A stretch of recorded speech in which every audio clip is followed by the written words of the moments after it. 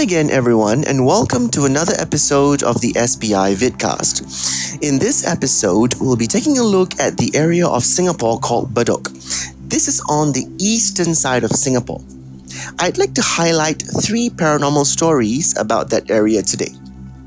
The first paranormal story about Bedok is about Bedok Reservoir. Now, in Bedok, there is this body of water called a reservoir. It collects rainwater and it is used for drinking and industrial needs of Singaporeans. Now, there are many other reservoirs around Singapore, and Singapore also gets its water from Malaysia. So, Bedok Reservoir is not the only source of water. However, the paranormal story is this. In 2011, 6 bodies were found dead inside that body of water. Now, after the 5th body was found, an inter-religious cleansing ceremony was commissioned. Yet, just before the cleansing ceremony, the 6th body was found in that reservoir. That's scary. But what's even scarier about this spate of incidents is that a mother and her 3-year-old son had committed suicide, and their bodies were found in that reservoir. The mother and the son were found to be wearing red tops, and they also had painted their fingernails red. Apparently, she and her husband had been facing marital issues, and she had called her own mother to tell her mother that she was going to depart from this world. Now, in Chinese belief, if a person commits suicide wearing red, it is their intention to come back to haunt the living, especially the one who had wronged them. Now, the deaths in Bedok Reservoir has since lessened, but it has not stopped. In 2015, a maid in Aquarius, which is a condominium just in front of the reservoir, had jumped to her death after hitting her employer on the head with a hammer. The maid did that because her employer had found out that she had made long-distance calls on the employer's son's mobile phone, causing the mobile phone charges to go sky high. The maid had also stolen $270 from the employer. Now, after being found out, she seemed remorseful, but then she hit the employer on the head with a hammer and then jumped to her own death. In 2016, a Bangladeshi worker's body was found crushed inside a trash compactor. He died. No one knows what causes these deaths in Bedok Reservoir and why so many had to die. Many paranormal investigators have tried to come up with theories to explain these deaths over the years. Yet none of these theories have been successful in explaining or even preventing future deaths in and around Bedok Reservoir. The second paranormal story I'd like to highlight is with regards to Block 99, Bedok North Avenue 4. Now, legend has it that many years ago, a woman threw her 3-year-old son, down from her 25th story apartment and then jumped to her own death. Now, this time, the woman was wearing her wedding gown, which was red. Red wedding gowns are usually worn by Chinese people during their traditional Chinese wedding ceremonies. Okay, so now what happened in this story was that the woman and her husband had been facing marital issues, including financial issues. On top of that, the husband had been seeing another woman. So the husband wanted to divorce her, and she didn't want to be divorced. They quarreled, and it resulted in her throwing her 3-year-old son out of the window from their 25th story apartment, and she herself jumped down. No note was found, but on the wall was inscribed in Chinese, and apparently it's in blood. It said, "It's not over, darling." Alright, so now the husband tried to sell off the unit because he was, he was aware that anyone who committed suicide wearing red would come back to haunt the living, right? So he tried to sell off the apartment, but no one wanted to buy. They knew what happened. Buyers knew what happened. Buyers knew that a suicide had just occurred, so no one wanted to buy. So he couldn't sell the unit, okay? So, eventually he got married to the woman he was seeing, and they moved into that same very unit. Okay, cause for trouble right there. But not for a few years, not until they had a son. So this man and his new wife had a son. Now, pretty quickly, as soon as the boy learned to talk, the boy developed an imaginary friend, or so it seemed. He called the imaginary friend Koko, or elder brother in Chinese, and he would play with this Koko pretty often. Now, tragedy eventually struck when the youngest son was 3 years old, and this apparently happened on the birthday of the deceased son. All right. Now, what happened was the young boy, the son, was found standing on the window ledge.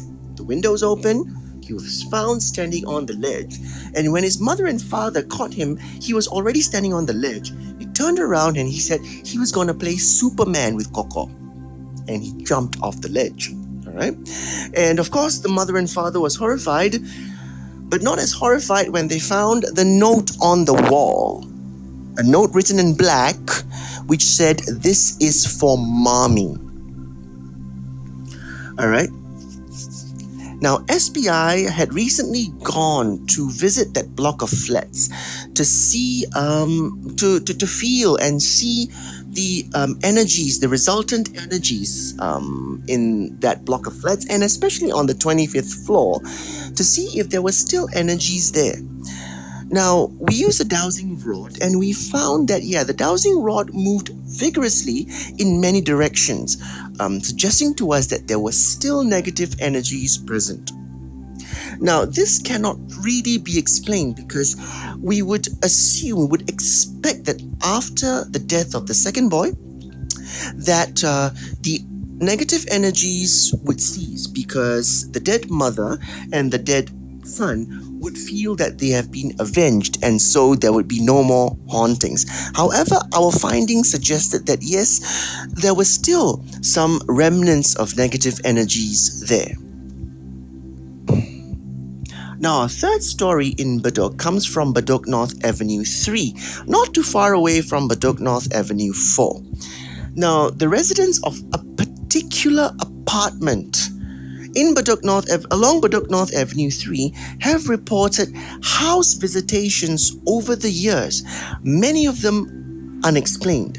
The house has been visited by many paranormal beings, and they can't really put their finger on why they have been visited. Now, in 2007, the residents of this apartment, of this unit, were watching the Singapore movie The Maid. Now, The Maid is about a Filipino domestic helper in Singapore who committed some no-nos during the Hungry Ghost Month. And because of this, she was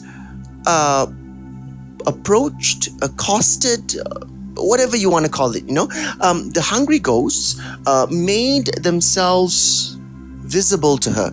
So she experienced a lot of paranormal activities in that month. And this story was about her experiencing these paranormal activities.